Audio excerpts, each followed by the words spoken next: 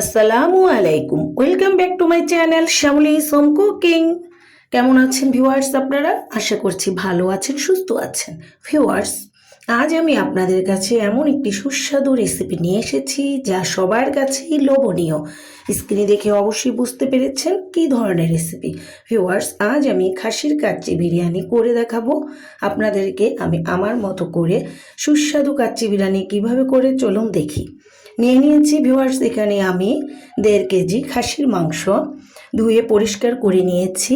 খাসির মাংসে ভিউয়ার্স অনেক সময়ই কিন্তু বেশিরভাগ ছোট ছোট পশম থাকে, সেগুলো আমরা ভালোভাবে না দেখলে কিন্তু দেখতে পাই না। তাই সেগুলো খেয়াল করে ভালো করে ধুয়ে পরিষ্কার করে আমি নিয়েছি। এবারে এর উপরে দিয়ে দিচ্ছি পেঁয়াজ বেরেস্তা। এখানে আমি হাফ কাপ পেঁয়াজ বেরেস্তা নিয়েছি। তবে ভিউয়ার্স, আমার পেঁয়াজ বেরেস্তাগুলো একটু বেশি ভাজা হয়ে গেছে, আপনারা আরও একটু কম ভেজে নেবেন। আরও দিয়ে দিয়েছি এখানে হাফ কাপ টক দই। এখানে প্রয়োজনীয় সকল মশলা দিয়ে দিচ্ছি, কারণ এগুলো আমি মেরিনেট করে নিব। দিয়ে দিলাম 2 টেবিল চামচ আদা রসুন বাটা একসাথে। এখানে দিয়ে দিচ্ছি লং, দারুচিনি, এলাচ, গোলমরিচ, সকল মশলা একসাথে এখানে ঢেলে দিচ্ছি। ভিউয়ার্স, এখানে আরও কিছু আপনারা দিতে পারেন, যেটা হচ্ছে মরিচ বাটা বা মরিচ ফাঁকি। আমি সেটা দিচ্ছি না, স্কিপ করছি। দিয়ে দিয়েছি তেজপাতা, আরও দিয়ে দিচ্ছি কাচ্চি বিরিয়ানির যে মশলাটা, এখানে প্রায় 40 গ্রাম বা 50 গ্রামও দিতে পারেন। আমি সেই মশলাটা দিয়ে দিয়েছি। আর এটি হচ্ছে আমার ঘরে আগে থেকে বানিয়ে রাখা মশলা, যা আমি আপনাদের সাথে এখনও শেয়ার করিনি। তবে এর পরবর্তী ভিডিওতে আমি আবার এটি তৈরি যখন করব তখন শেয়ার করব। দিয়ে দিয়েছে এখানে সয়া সস 2 টেবিল চামচ বা 1 টেবিল চামচও দিতে পারবেন। একসাথে সবগুলো ভালোভাবে মেরিনেট করে নিচ্ছি। এখানে আপনারা আরও দিতে চাইলে আমি দিচ্ছি এখানে লবণ। তো আরও দিতে চাইলে যেটি দিতে পারেন আপনারা এখানে তেল কিংবা ঘি। তো আমি একসাথে সব কিছু নেড়ে চেড়ে ভালোভাবে মেরিনেট করে এখানে ঢেকে রাখছি। এটাকে এখন আমি 1-2 ঘন্টার মতো রেখে দিব। তবে মেরিনেট করে যত বেশি সময় রাখবেন ততই আপনাদের জন্য ভালো হবে।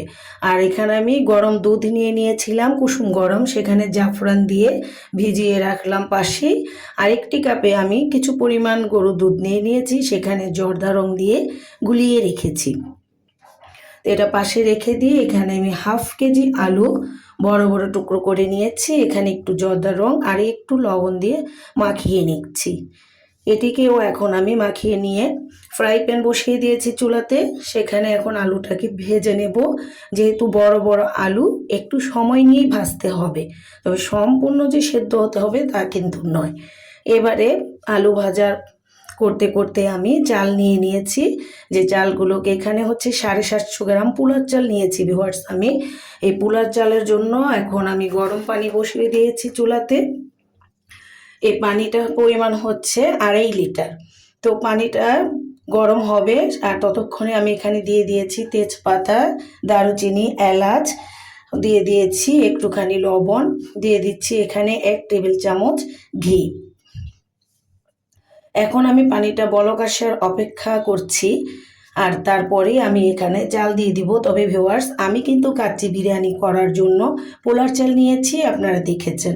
তবে মূলত সবসময় মানুষ কাচ্চি বিরিয়ানির জন্য কিন্তু বাসমতি চালটাই ব্যবহার করে থাকে।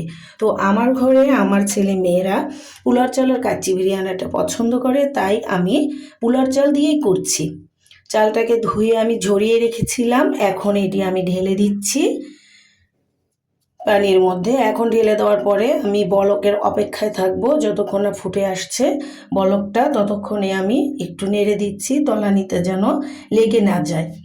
তবে ভিউয়ার্স, এটি কিন্তু বেশিক্ষণ জাল পাওয়ালে চলবে না, শুধু বলকটা আসতে হবে। বলকটা কিন্তু এসে গেছে, এখন আমি একটু নাড়াচাড়ার উপরে রাখছি।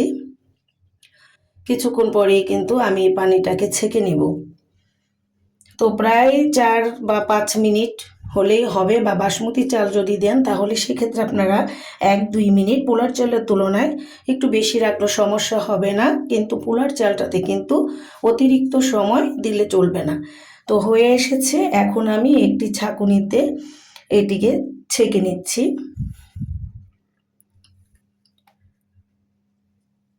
সম্পূর্ণ চালটাকে ছেঁকে নিব।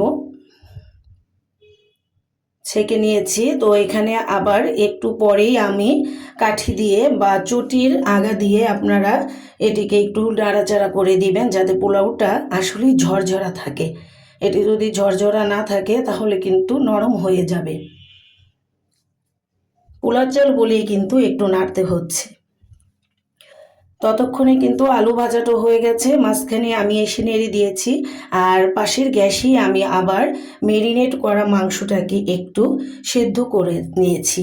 আসলে সেদ্ধ করার কারণ হচ্ছে আমি আজ ইফতারের আয়োজন করছি, তাই আমার সময় হাতে ছিল না। এই জন্য আমি একটুখানি সেদ্ধ করে, যেই পাত্রে আমি রেসিপিটি করব সেখানেই সেদ্ধ করে নিয়েছি অল্প কিছুক্ষণ। দিয়ে দিয়েছি ভাজা আলুগুলো, এরপর দিয়ে দিয়েছি যেই মশলাগুলো আমার মেরিনেটের ছিল সেই মশলাগুলো, আমি মশলাগুলো সহ সেদ্ধ করিনি। দিয়ে দিয়েছি এখানে আমি পেস্তা বাদাম, তারপরে দিয়েছি কিশমিশ, তারপর দিয়েছি পেঁয়াজ বেরেস্তা। এখানে আপনারা আরও অ্যাড করতে পারেন, যেটি হচ্ছে 7-8টি আলু বখরা দিতে পারেন, আবার মরিচের ফাঁকিও দিতে পারেন। তো আমি তা দিইনি। আমি পোলাওগুলো এখানে ঢেলে দিয়েছি, সাজিয়ে নিয়ে একইভাবে আবার আমি বেরেস্তা, কিশমিশ ও পেস্তা বাদাম দিয়ে দিয়েছি কিছু কাঁচা মরিচ টুকরো করে। যেহেতু আমি মরিচের গুঁড়ো অ্যাড করিনি তাই মরিচটাকে ভেঙে দিয়ে দিয়েছি জাফরান মেশানো দুধ এবং জর্দা রং মেশানো দুধ, যেটি দেখেছেন গুলিয়ে রেখেছিলাম। আরও দিয়ে দিয়েছি এখানে হাফ কাপ পরিমাণ গুঁড়ো দুধ। এখানে যে কোনো পাউডার গুঁড়ো দুধ দিয়ে দিবেন। আর দিয়ে দিলাম এখানে 2 টেবিল চামচ পরিমাণ ঘি। দিয়ে দিয়েছি স্বাদ মতো লবণ। দিয়ে দিয়েছি একটুখানি টেস্টিং সল্ট, এটা একসাথে দিয়ে দিয়েছি। তো দিয়ে এখন আমি ঢাকনা দিয়ে ঢেকে আবার ভাপ যেন বের না হয় সেই জন্য কাগজ দিয়ে আমি প্যানের ঢাকনাটার ছিদ্রটাকে আটকিয়ে নিয়েছি।